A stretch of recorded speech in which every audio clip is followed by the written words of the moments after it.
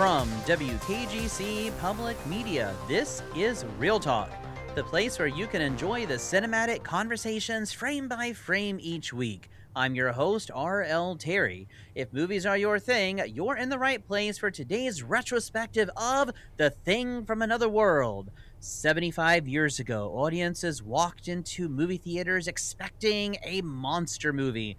What they got instead was something far more unsettling. In 1951, The Thing from Another World arrived at a moment when the world itself felt uncertain. The Second World War had ended, the Cold War was beginning, and humanity was staring into the unknown, into the atomic age, into the skies above, and into the possibility that science might carry us farther than we were prepared to go. This was not the Gothic horror of castles and graveyards. This was modern horror, scientific horror, and even ideological horror.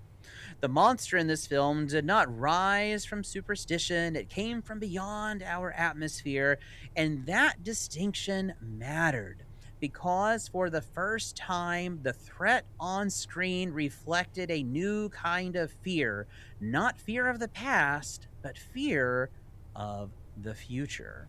As explored in my upcoming book, Monsters, Madness, and Mayhem, this film sits at a crossroads of fascination and anxiety where scientific progress collides with the primal instinct to survive. What are you into, Nancy? Quoting Nightmare on Elm Street, survival. I'm into survival. It's a story driven not by revenge or malice, but by survival, by preservation, and by the consequences of failing to recognize danger when it stands right in front of us. And perhaps that is why the film still resonates 75 years later, because beneath the Arctic ice, beneath the flying saucer, beneath the pulsing science fiction spectacle lies a very human question. What happens when curiosity outruns caution? Today on Real Talk, we are celebrating the 75th anniversary of a film that helped define the modern science fiction horror movie. A film that transformed the monster from myth into metaphor and helped usher in an era where the greatest fears were no longer supernatural, but in many respects ideological. Joining me once again is returning guest and friend of the show, film critic Sean Boelman, editor and contributor at Fandom Wire, member of the Critics' Choice Association and the Critics Association of Central Florida, of which I too am a member. Welcome back to the show, Sean. Thank you for having me. Really enjoyed this film. When you said that you were looking to do something about this or a couple other options, I was Yeah. really hoping you would choose this one. So I'm Oh, glad you did. well, I'm glad it gave you something to be excited about with a retrospective and a film that you haven't revisited in a while. So I'm so glad that that worked out for you, because I love it. I love it when that happens, because then you, in a sense, kind of rediscover. I know you and I have both studied the film in the past, but sometimes we can get so busy studying a movie or reading about a movie that we forget to go back and just watch the movie and enjoy it. Yeah. So I'm glad we have that opportunity here. So Sean, for those that may not have seen The Thing from Another World, and it's a mouthful, ladies and gentlemen, but listeners, we have John Carpenter's The Thing, in 1982. This is The Thing from Another World. So it is a mouthful, but it's important to understand the distinction there. But yes, listeners, if you've seen them, they are related, but we are speaking about 1951's A Thing from Another World. So, Sean, what's this movie about? Yeah, it's about a group of scientists and military officers who are in the Arctic, and they find a mysterious metal object beneath the ice alongside a frozen, we'll call it an organism, Okay. that they think is a body. But Hmm. when that organism thaws out from the ice, of course, Hmm. they soon discover that it Hmm. might be something a little more malevolent than what they thought it Hmm. was. Ooh, I like that, malevolent. Great adjective there. So, Sean, in my book, which you've edited, I position this film as one that effectively kicked off the science fiction horror cycle of the 1950s, a decade defined by nuclear anxiety, Cold War tension, and the fascination with scientific progress. What was happening culturally during the 1950s that made audiences receptive to these stories about alien invaders and existential threats from beyond Earth? Yeah, I think what's really interesting about the historical and cultural context of the time is Hmm. that we were at a really big turning point in our alliances. So during World War II, obviously, um, the USSR Hmm. was an ally against Hmm. Germany, and then in the Cold War, they were our primary enemy. Right. So I think it's that sense of paranoia of like, who can we Hmm. trust? Like Yeah. previously, this person who was like one of our key allies in saving the world is now the biggest threat to the world. Hmm. And I think that's kind of where this comes in as that paranoia machine Hmm. uh, that's like propelling that decade forward Yeah. um, in cinema and culture as a whole. Yeah, yeah. We have the space races, which we are, I guess, kind of finding ourselves in our contemporary times. And I will not go on a huge tangent, but I must say, every time I read headlines associated with Artemis 2, I want to say, gee, this headline would have worked just as well in 1967. So so anchors on TV, do not act like it's an achievement to go to the moon. Please read your history books. It has been accomplished before. The sad part is we're no closer than we were 60 years ago to going beyond that. But I will end my little soapbox there. But the space races and arms races were just heating up. You mentioned the Cold War, so we have World War II ending, Cold War setting in. We don't have NASA yet, but the U.S. Air Force has a space division, which is later renamed NASA. They're looking forward to the final frontier, as Star Trek would put it later on.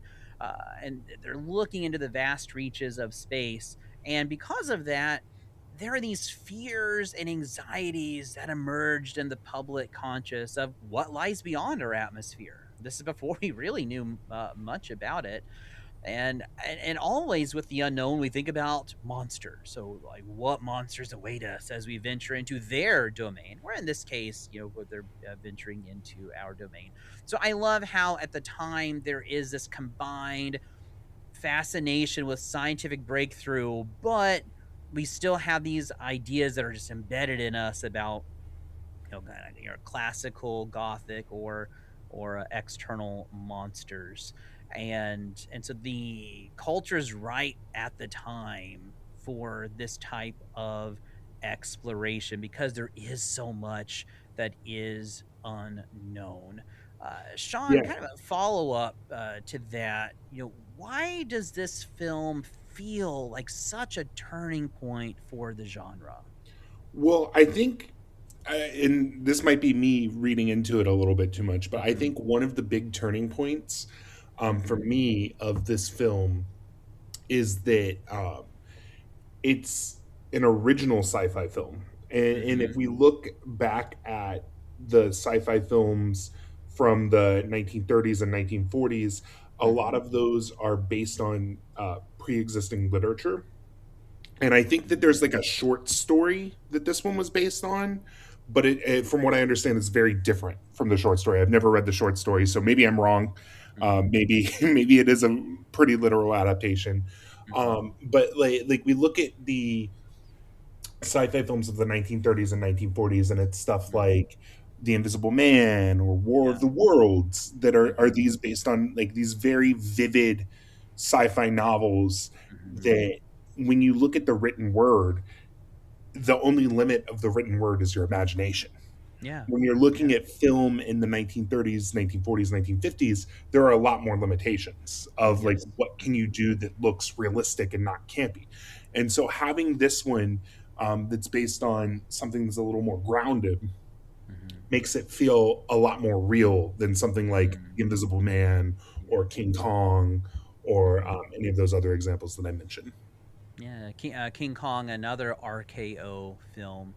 And I guess I didn't mention at the beginning of the show. This is an RKO film listeners from the storied studio of which King Kong was a resident until it got absorbed by Howard Hughes and later became Desilu Studios. So a lot of history right here, and I love your point, Sean, about it feeling much more real because there isn't this feeling of safe distance whenever we're looking at Invisible Man, Dracula, Frankenstein's monster.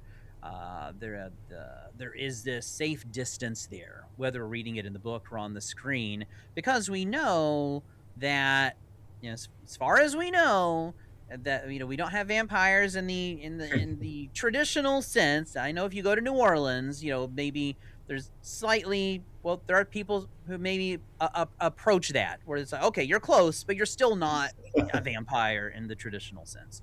But there's that safe distance, and this puts us in an environment that, while I don't think you or I haven't, I don't think you've been to the North Pole, but it's an environment that we could ostensibly visit.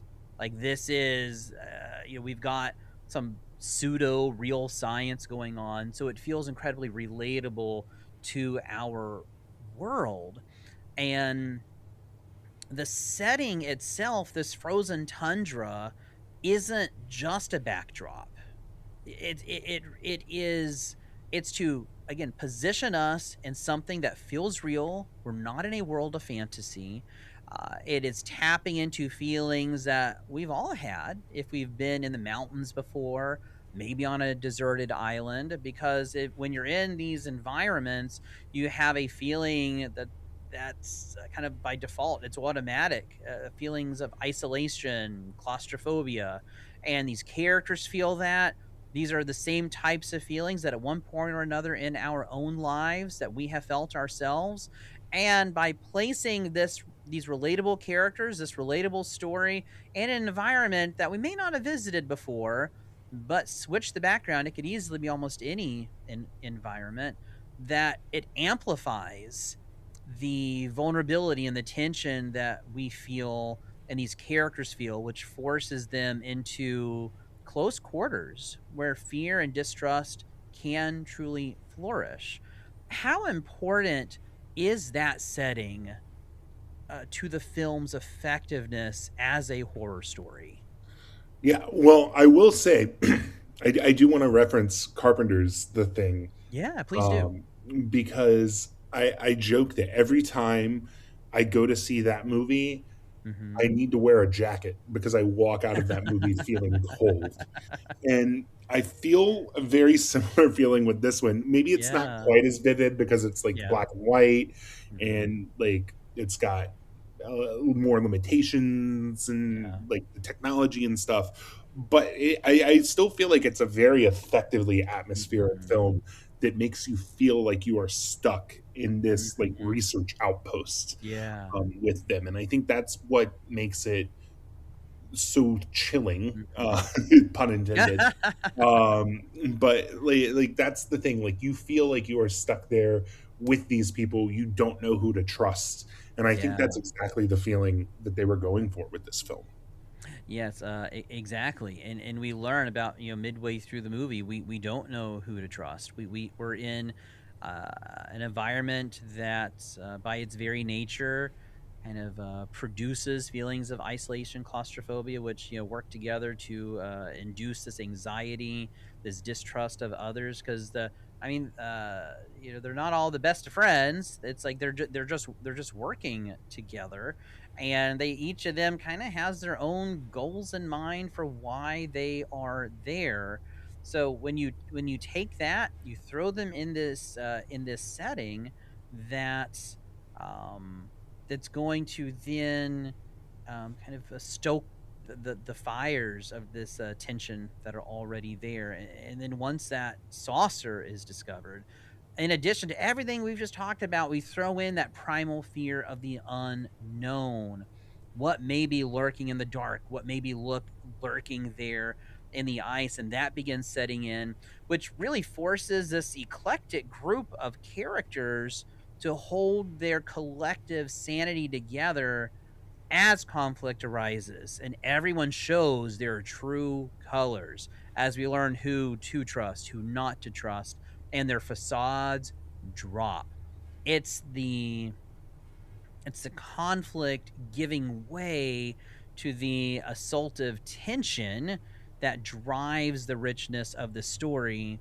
And I think the setting plays such a huge role in that. And I love your illustration about feeling cold, Sean. I feel the same way. Watching this movie, I wanted to grab a blanket. When I've seen The Thing, in cinemas, which I've been able to do a couple of times, I feel like I need my parka, and I'm connecting with these characters in ways that just so seldom, seem to happen, particularly anymore these days in films. And so we do feel like we are right there with them. Something I want to take a look at before we head into our first break here, Sean, is looking behind the camera a little bit. Now, although the film is credited to Christian Nyby, the film bears the unmistakable fingerprints of Howard Hawks. Rapid dialogue, professional competence, and a focus on teamwork under pressure. And you, Sean, just watched another Howard Hawks film. So, using that film as a reflection, what does Hawks bring to this film stylistically that separates it from other monster movies of the era? And how do you feel this movie fits in with the rest of his filmography? Yeah, I think the big difference here from this and a lot of sci-fi movies is the dialogue, as you mentioned. Mm-hmm. Like the dialogue in this is just rapid fire, really Mm-hmm. immersive. And And some that's the same. innuendo in there too. I like it. Back when they'd get really clever with the working within the production clothes, we get some real zingers in there if you look beneath the surface just a little. Yeah, absolutely. And I think that the other film I saw of his recently was The Big Sleep, Mm-hmm. um, because my local art house cinema is doing like a noir retrospective with a bunch of them in 35 millimeter film. So that was one Mm. of them. And you look at the dialogue, and it's really different from any Mm. dialogue of any other film in that genre. And in that same way, I think it's a film that kind of eschews genre. Like we look at Mm-hmm.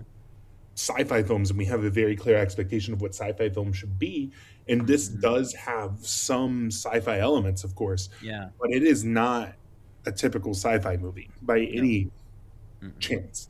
um it is more of like a talky drama than a sci-fi Mm-hmm. film, if we want to Yeah. go like that.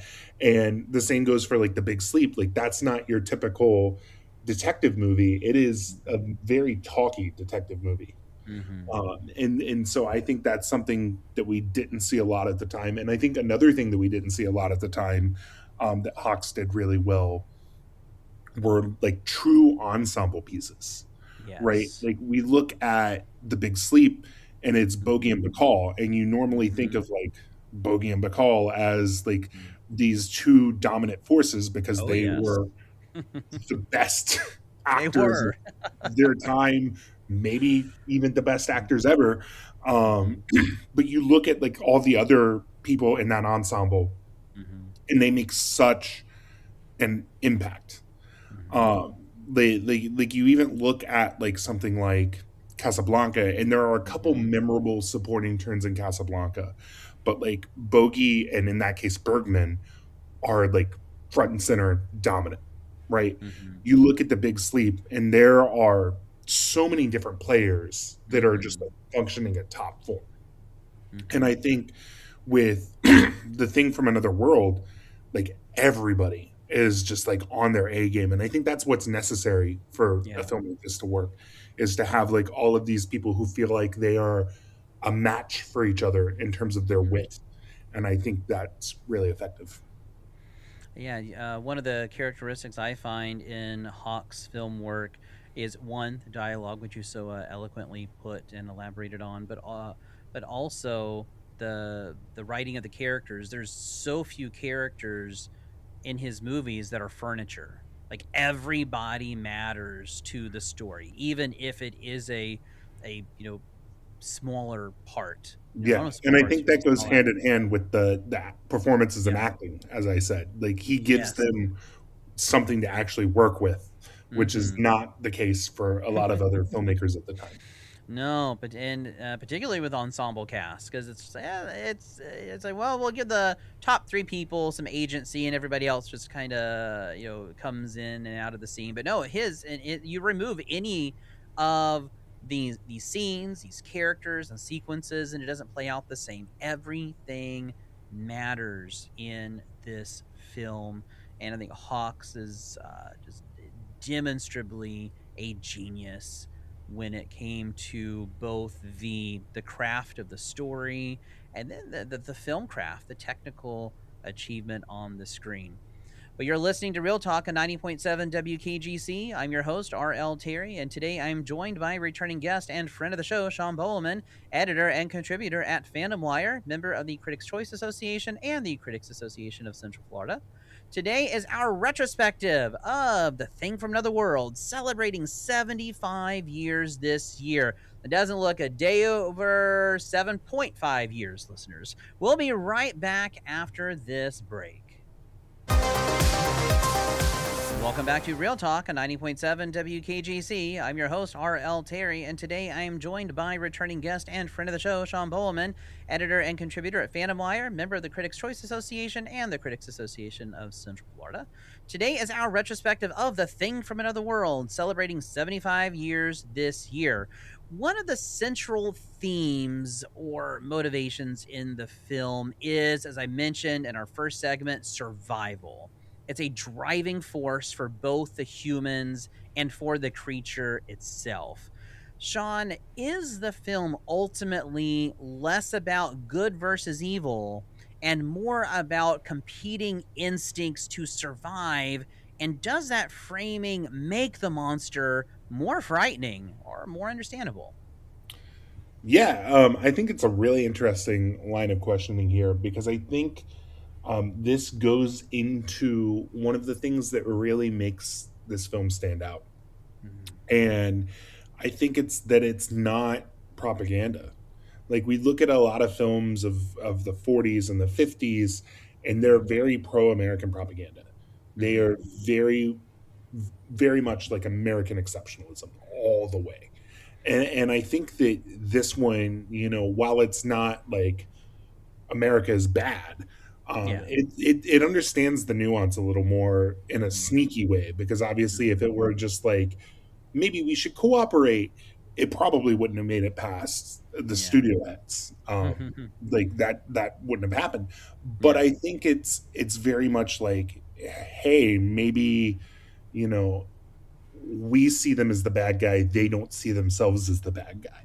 Right. And I think that that's a message that was very important in the 1950s, Mhm. especially because I think that's a perspective that a lot of people at the time didn't have. Obviously, I Mhm. wasn't alive then; you weren't alive then, so we don't know. Mhm. But from what I understand, Yeah. that from seeing the other films, that was a Mhm. rarity to have Yeah. that level of nuance in a Mhm. discussion that today to us that's common sense.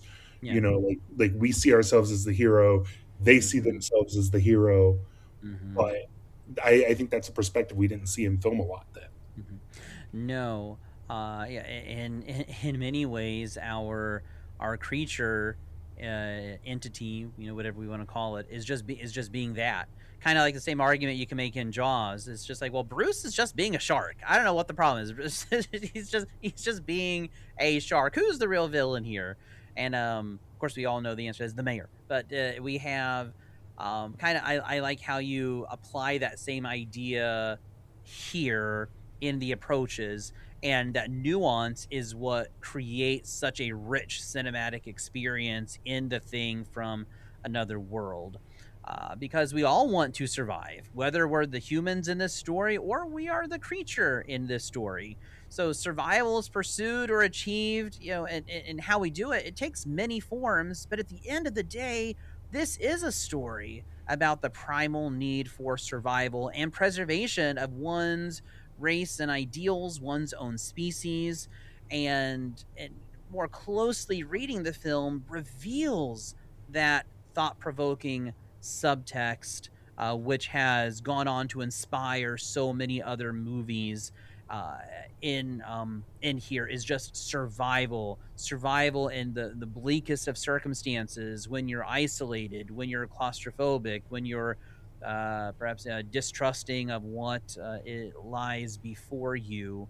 It is that, and that's something to which we can all identify, and because we don't take a hard stance and turn it into some like a form of propaganda. So I think you hit on something really important there with this movie, Sean.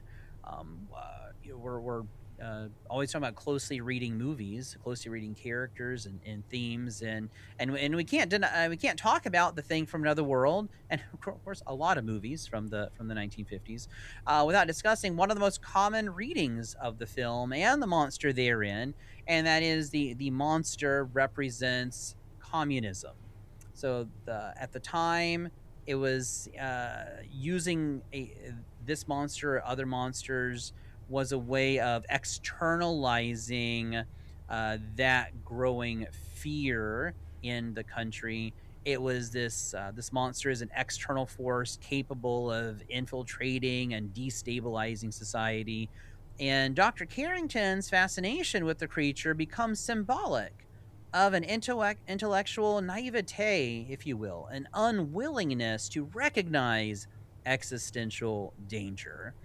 In contemporary terms, applying that same reading to today, we might say that it represents that which subverts modernity or perhaps the dominant way of life. So, Sean, could it be that Dr. Carrington, not our monster, is actually the most dangerous character in the movie, and not because he's malicious, but because he's perhaps a little naive or just ultimately misguided? Yes, I definitely agree with that. And I think a lot of that ties back into the point that I made about American exceptionalism, Mm-hmm. or just exceptionalism in general, Yeah. that we have these countries that are so obsessed with being first at Mm-hmm. things. And obviously, this was made during the very early Mm-hmm. days of that Yeah. phenomenon of like the space race, the nuclear race, everything like Mm-hmm. that, of like, we have to be first or else the other person is going to be first and they're going to kill us. Mm-hmm. Like, that was the prevailing fear at the time with everything. And to an extent, it's still a prevailing fear that we have today. Like, we look Mm-hmm. at artificial intelligence and we Mm-hmm. look at things that President Trump is saying about, like, we have to beat China to these advanced AI chips, or else Mm-hmm. we're going to be at a disadvantage Mm-hmm. that endangers national security.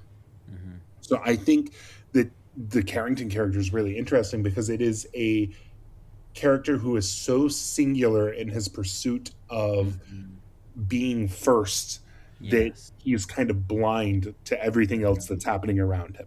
Mm-hmm. Well, I really like that, this obsession with being first. The first scientist to do that, and be the first to communicate.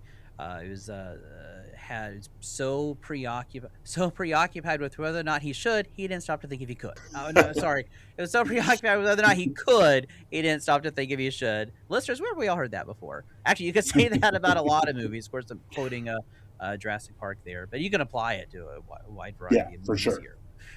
The looking at it through contextualizing, looking at it through the 1950s eyes, the 1950s lens, the communist representation could be read as or through Dr. Carrington's inability or even refusal to recognize the existential threat to his own survival or way of life. And he instead flirts around with the idea of grafting this dangerous creature onto the rest of society. We had the plant exercise there, kind of like playing around with a you fill in the blank ideology and how you can apply that to the rest of society simply in order to learn from it.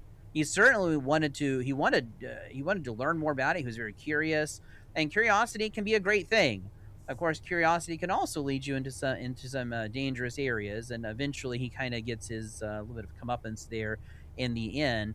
Because when he is perceiving this new thing, this unfamiliar thing, to be superior, even though he has very little evidence to support this. Maybe the creature was, but there's so little evidence to do this. He's jumping to conclusions before going through the whole scientific method and testing everything first, because unbeknownst to him, playing around with this alien creature, would eventually lead to chaos. It'd lead to death there in the camp, and many lives were lost as a result of not approaching it more cautiously and just drawing assumptions that somehow this unfamiliar thing was superior. Because of that, we wind up, well, a lot of other chaos ensues, and we have some death there in the camp. And I think he's a scientist, but we can also say that about ourselves if we get to always be approach something with a critical eye. Be careful of just not taking something at face value, or perhaps an initial reaction. Apply critical thinking, apply that critical eye. It very well may be the thing that you think it is, but it's important not to be so arrogant to admit when you could be wrong as well. And so I think we're dealing with a bit of arrogance there on Dr. Carrington's part as well, and using Carrington's curiosity as a springboard. The film arrives at a moment in time when science was both revered and feared. Nuclear technology, space exploration, and the rapid technological change at the time. What we experienced in the in the 90s and 2000s, the digital revolution, they were experiencing their own revolution with technology back then. Sean, does this movie warn us about the consequences of scientific ambition without moral restraint? Yeah, I think this ties into to the Jurassic Park quote. Like we're so worried about whether we could to think Yeah, about whether we should. yeah. Um, like we have all of these innovations coming up in the Mm-hmm. 1950s today that we're like, we're gonna dive all in on this and see what it can do. Mm-hmm. And then we find out that it has consequences that we aren't prepared for, and I think that's really the biggest cautionary tale of this film. And I Mm-hmm. think it's a cautionary tale that a lot of other films eventually have, is that we need to be prepared for the consequences. Like Yeah. going back to Jurassic Park as the example, like Mm-hmm. we need to be prepared for the consequences if electric fences give out and the Yeah. dinosaurs escape. Like, Mm-hmm. if you're building a dinosaur theme park, you think that maybe the failure of the security system is something you need to have a contingency plan in place for. If you are Yeah. experimenting with an alien, maybe the fact that the alien is a killer outer space mutating shapeshifter is Mm-hmm. something you should be prepared for. Mm-hmm. If we're dealing with artificial intelligence, Mm-hmm. maybe we need to have artificial intelligence bias and uh, Mm-hmm. artificial intelligence taking over jobs be something that we Yeah. have the preparation for. Mm-hmm. So I think that this is like a very timeless um, warning story Mm-hmm. that still resonates today. Yeah, I think it resonates with us because, I mean, one, it's tapping into our fears and anxieties, but you brought it up, the folly of man. It's consequences. Consequences are both positive and negative. There's always going to be consequences, and we don't always stop to think about what the potential consequences may be. It's risk mitigation, because you if you can mitigate it, then you don't have to respond to it later. So it's anticipating, what this could cause, and particularly at this time, and still to this day, Like their space exploration, our artificial intelligence today, it's not stopping to think about the consequences or what are we sacrificing for the sake of this, what we've deemed to be progress. Like ask, it's important to ask these questions because it could very well turn out to be an entity from outer space that is this killing machine. Speaking of the monster, though, Sean, I have this theory that our entity did not die because he would go on to be sheriff of Dodge City in Gunsmoke.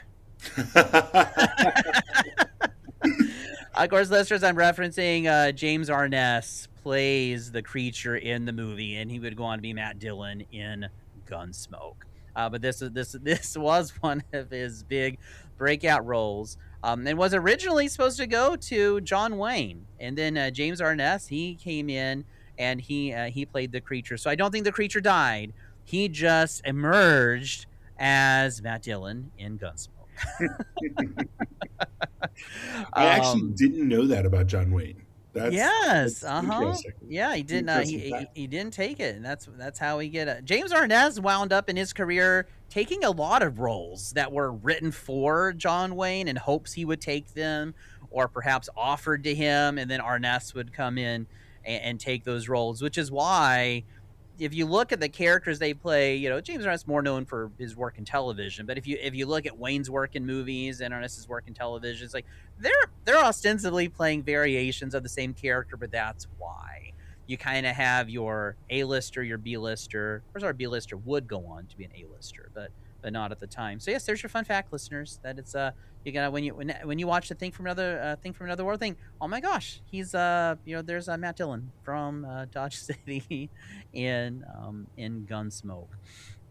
So the influence of this movie, Sean, is just incalculable. It's the favorite of many, including John Carpenter. Of course, John Carpenter's The Thing, your favorite movie, and famously, this film is gets a direct nod in Halloween because it's playing on the TV there in the living room with Laurie Strode is still babysitting, and I love how Carpenter gives it a little nod because it works within the context of Halloween, but it's also fun because it is one of his favorite movies, highly influential for his career. Why has this film remained 75 years later and it's still inspiring people? Why has this film remained so influential across generations of filmmakers? Yeah, so I think this ties back to our earlier question about like it revolutionizing the genre of sci-fi, of horror. It showed that these things could be something that's Mm-hmm. taken seriously and not something Mm-hmm. that's campy. Obviously, we did have some like very serious films, like for example Frankenstein, James Welles Frankenstein. Like I would consider that like a very serious, not campy horror film. Mm-hmm. But like even if we look at like the other Universal monster movies, like something like Dracula or the Wolfman, those had a little bit of a sillier element to them than something like Right. Frankenstein. But Frankenstein, like especially in earlier horror, was a Mm-hmm. rarity of something that was very self-serious and earnest. And I think that the thing from another world was a real turning point in that most horror after this became more self-serious and Yeah. earnest until like the 70s 80s when stuff like giallo, and then like we have like those films, Yeah.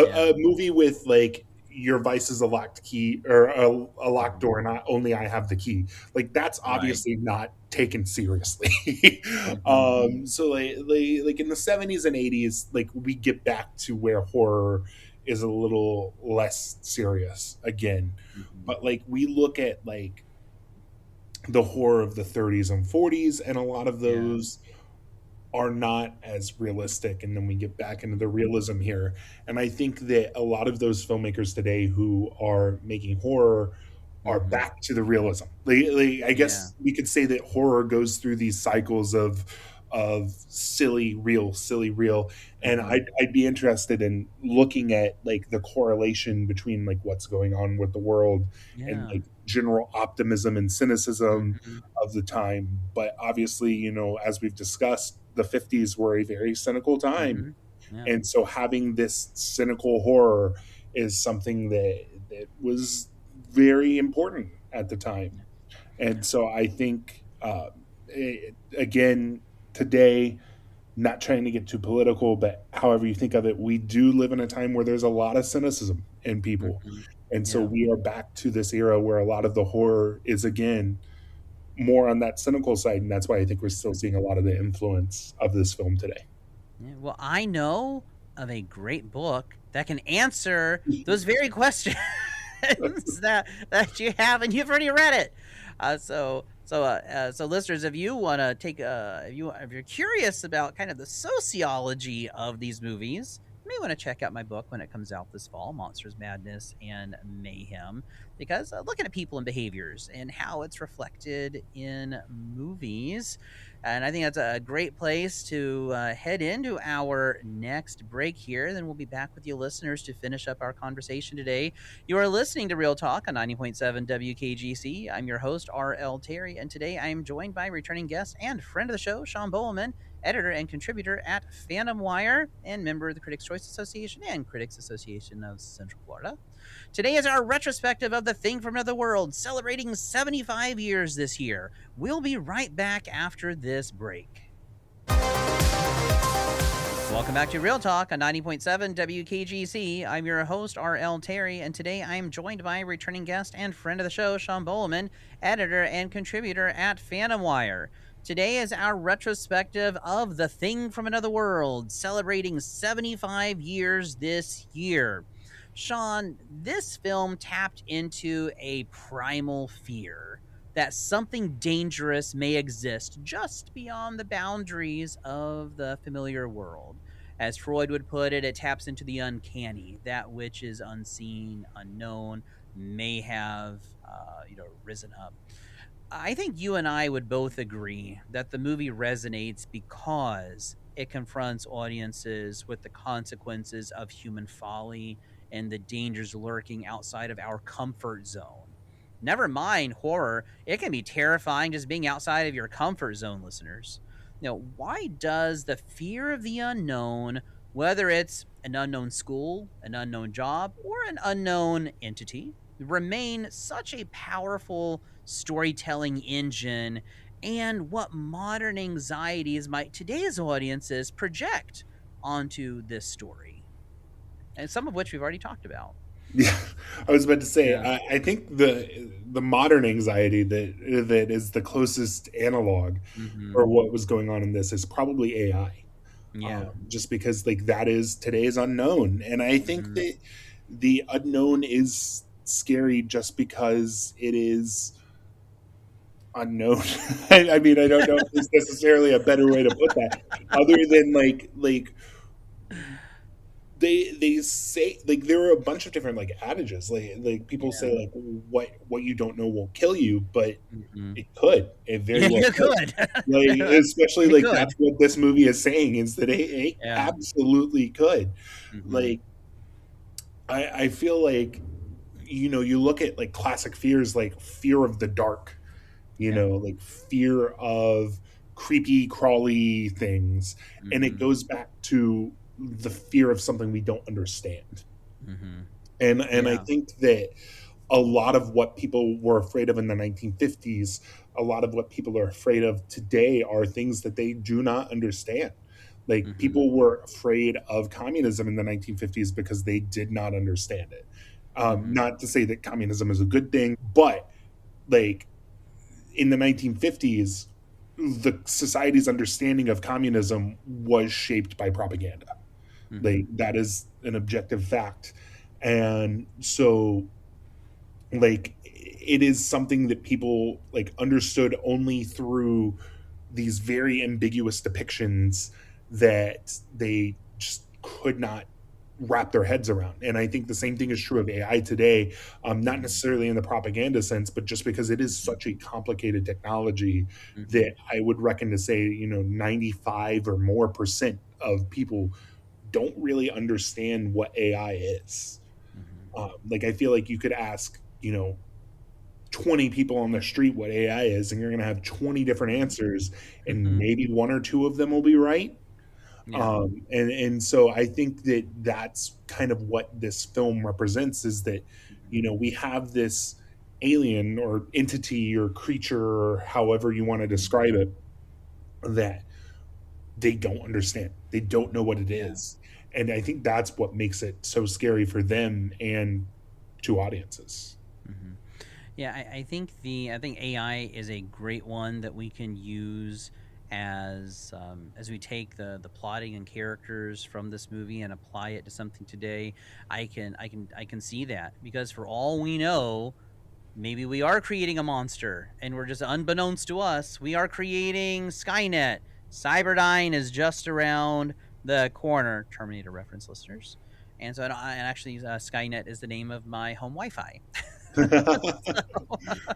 And so I think that's a great one. I think anything that feels threatening to modernity, feels threatening to our way of life, can be read into this movie.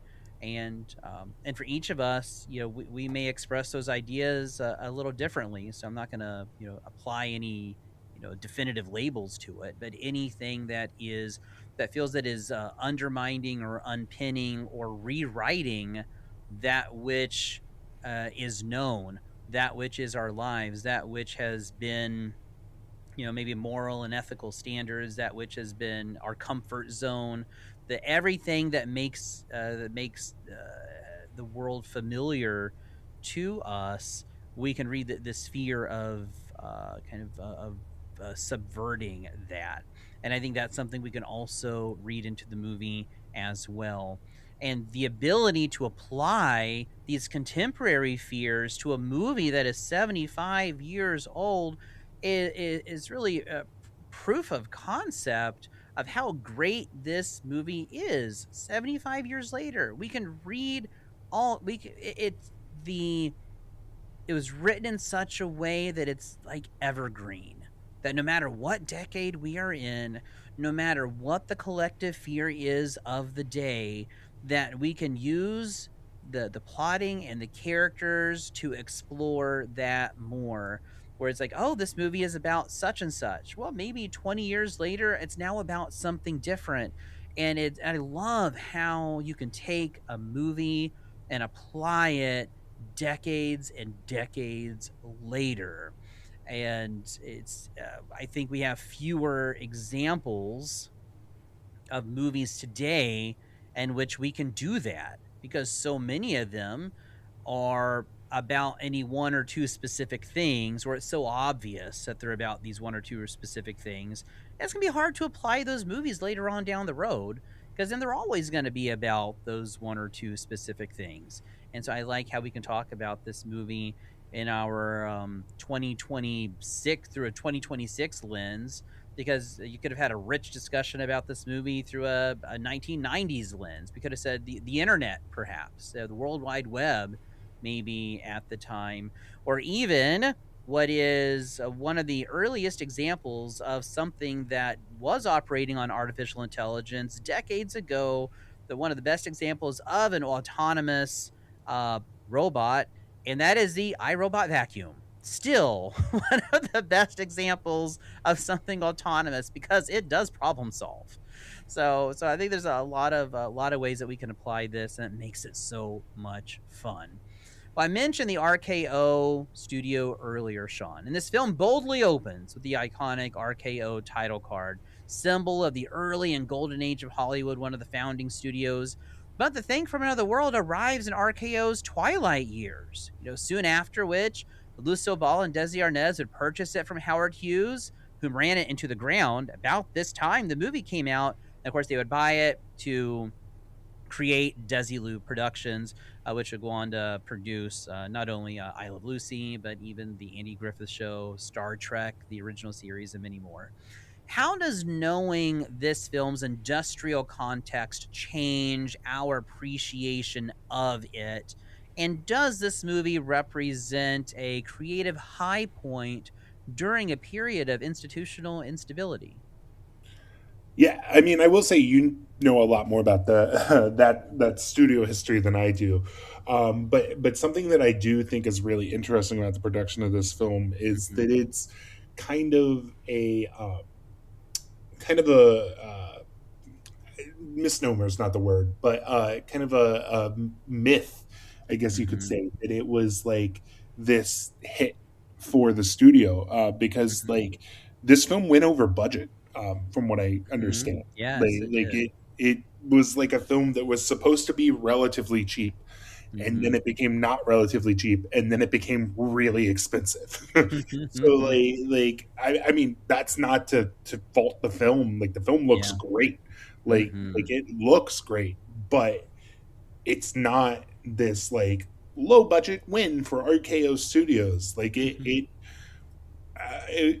I again I don't know a ton about this, but it certainly didn't help with the downfall No. of RKO from a financial perspective. Yeah, Um, yeah. Howard Hughes very much only interested in the financial side of filmmaking. And listeners, don't get me wrong, your film needs to make money, your studio needs to make money, or else you'll eventually stop making movies. So I'm not saying that movies should all be non-profit. However, he was so obsessed with money that he neglected the creative side. He neglected the nurturing side. He didn't nurture the talent like RKO had in its early days. And in part he was just a poor manager of a studio, which is why he didn't even own it for that long. He owned it, sold off sets and sound stages and properties, and then eventually the whole thing. But it is nice to know that out of all that chaos, we would get Desilu Productions. But right, it, and but I it, but it went through a really tough time here. And you're right, Sean. The amount of money that the film cost certainly did not help matters any, and was in part responsible for Hughes's eventual decision to sell. yeah, but I will say it is in that way like kind of a quote miracle that Yeah, this it movie was is. allowed to happen Mm-hmm. despite that. You know, like it is a Yeah. film that kept going over budget. He could have obviously said, you know what, no, we're just pulling the plug. Yeah. Yeah, he could have. And they didn't. Like they let Hawks as the producer slash uncredited Mm-hmm. director Uh-huh. keep going, Yep. despite you know his demands that a lot of people at the time probably would have thought were kind of Mm-hmm. unreasonable. Yeah. But it resulted in this great film that we're Yeah. still talking about today. You know, maybe it doesn't serve Howard Hughes that it lost money or didn't quite make a ton of Yeah. money, but you know it does. You know, today have this cultural influence that we are still Yeah. talking about his studio today, Yeah. and I think it's you know it's a legacy that you know it's a complicated legacy. Not all Yeah. of it's good, but Yeah. this like allowing this work of art to happen is something that a lot of people wouldn't have done, and Mm-hmm. so I think it is admirable that this was allowed to happen at Yeah. minimum. Well, we've certainly talked about a lot today, Sean. We're just about at the end of the show today. But here, just with the next couple of minutes, is there anything that you want to touch on that we may have missed over the course of our discussion this hour? Yeah, I mean, just to echo the point, like I think this is like one of the few uh, films examples where I can think of where you know I am partial to the Carpenter version. I think the Carpenter version is uh, maybe quote superior because of like the effects in the Carpenter Mm-hmm. version that are like groundbreaking, and that I when people ask me what the scariest movie I've seen is, I rotate through a few of them, but the thing is up there. Like in terms Mm-hmm. of that, there are still jump scares in the Carpenter's The Thing that I think are the scariest movie or scariest scenes ever in a movie. But Yeah. I think this is a rare example where there are multiple very good versions of this film. Mm-hmm. Um, Yeah, I love the thing as well. The thing, it may not be my number one favorite, but it certainly ranks up there. And I feel Carpenter did this film justice. He didn't say, I'm going to, make it better, like it somehow was lacking, or I'm going to rewrite this or redo that. He integrates the mythos of this movie into his, and I love how he's able to build upon it and build something far scarier, far more entertaining, and yet he also pays homage to this earlier film. but I think that something that's really interesting to me Mm-hmm. is that one of the few other examples of Mm-hmm. films where there are multiple good versions was also from the 1950s. And Mm-hmm. that's a film that I know you've discussed a lot, which is Invasion of the Body Snatchers. Yes, I exactly. think there are multiple good versions of that as well. Hmm. So I think it's interesting that this 50s sci-fi spurred something that is remakeable in a way that works. A lot of people would argue that The Blob is another example of Yeah. something. Oh, I I don't agree. know. The Blob I from don't the know. '80s. Oh, it's See, good. I'm not huge on The Blob from the 80s, but I know that I'm in the minority on The Blob from the 80s. But like it's interesting that this like 50s sci-fi has Hmm. is this nano genre, if we want to call it that, Yeah. of films that were incredibly timely to the time that they came out. Hmm. But 20, 30 years later, Yeah. they could be remade, modernized to the fears and anxieties of that time, and be made great Yeah. again. Yeah. I couldn't agree more. Also, this movie reminds me that sometimes the scariest monsters are not the ones hiding in the dark. They're the ones we fail to recognize until it is too late. So 75 years later, The Thing from Another World still speaks to us today, not as a relic of the past, but as a mirror of the present. Well, listeners, that is about all the time we have for today. Thank you so much, Sean, for joining us once again on Real Talk. In case the listeners want to follow your reviews, how can they connect with you? Yeah, so I write for fandomwire.com is where my written work goes, and then on social media you can find me on X, Instagram, and Letterboxd is at Big Tuna on Film. Excellent. Well, that is a wrap for today. If you missed any of today's episode or to listen to past episodes of Real Talk or other shows on WKGC, we are on a podcatcher near you. Just search for WKGC Public Media on your podcast service of choice. Stay tuned for Jazz in a Minor Key with Walter Hale coming up next. Thanks to all of you for listening. I hope you'll tune in again next week, same time, same place for more Real Talk on 90.7 WKGC.